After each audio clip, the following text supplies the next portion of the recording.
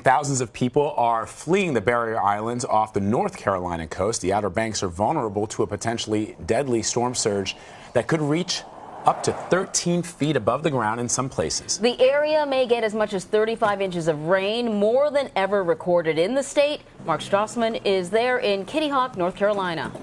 The rush to prepare for Florence is in full swing. In Nags Head, Matthew Scammell spent the day boarding up his surf shop. Anything that's not nailed down or connected together flying into the building, and I live upstairs, so all of those concerns double over for myself.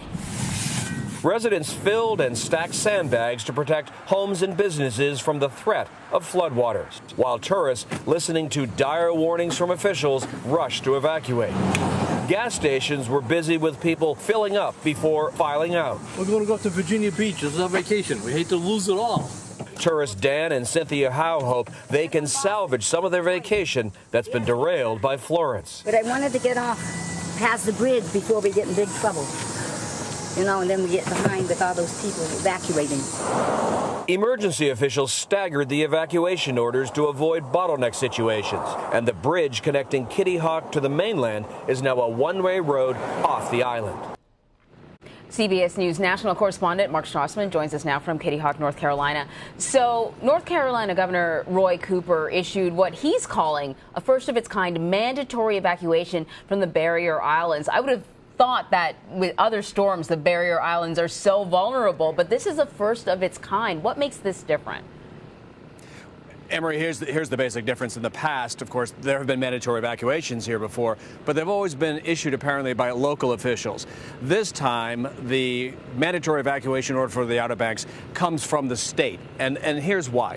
A couple reasons. First of all, the storm itself, it's once in a lifetime, storm of a lifetime, monster storm. You've heard all the expressions that are now associated with Florence. It's just that intimidating. It's just that menacing.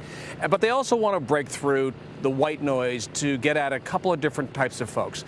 First of all, the tourists who may not be used to hurricanes. They want to get them out of here, back inland, make sure that they're out of harm's way. But they're also trying to break through to the residents. There are a number of people who live along coasts that are buffeted by hurricanes, who I call hurricane snobs. That is, they can't get out of bed for a Category 1 storm. They feel like they can ride out anything.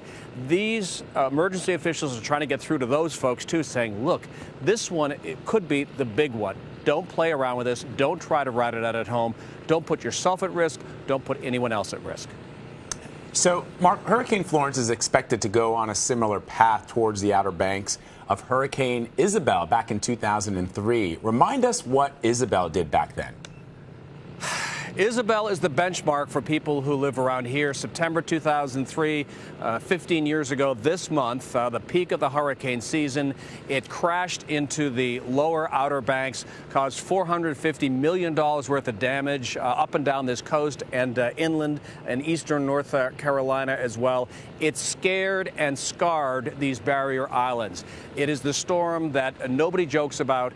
It is the one that everybody measures any new storm against, at least for the last generation or so. So when people are watching Florence, here at least, they're also keeping in mind Isabel and whether Florence stacks up to Isabel and how they should respond accordingly. And if they're smart, they will move inland, because you can ride out a storm, roll the dice, and end up being okay. But all it takes is one miscalculation and you could be in serious trouble. Yeah, so true. And according to meteorologists, the storm surge is really going to be sort of the most concerning aspect of this storm. Where you are in Kitty Hawk, I think the storm surge is supposed to be 4 to 6 feet. What sort of damage are officials preparing for there? And Emery, keep in mind, too, they're saying 4 to 6 feet now. I mean, this storm isn't here yet, and there are often last-minute turns left, turns right, who knows? It could easily exceed 4 to 6 feet. I talked to one neighbor over here who said that the most storm he's seen on this street, and this street has homes that are beachfront.